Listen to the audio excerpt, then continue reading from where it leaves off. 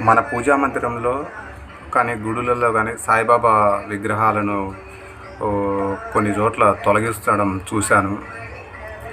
వాళ్ళకు భక్తి అనేది ఉంటే నువ్వు హిందువులమైనంత మాత్రాన మనమేమి మిగతా ప్రతి ఒక్కరు కూడా సాయిబాబా కానీ ఇంకొకరు నేను ఎందుకు చెప్పాల్సింది వస్తుందంటే, అన్యమతస్థులను వాళ్ళను గౌరవించండి, మనల్ని వాళ్ళు గౌరవిస్తారు. ఇవన్నీ పురాణాలలో ఉన్నవి వీళ్ళు చదవరు, జస్ట్ బ్లైండ్గా ఫాలో అవుతూ ఉంటారు. చూశాను సాయిబాబా విగ్రహాలను తొలగించడం చాలా బాధేసింది.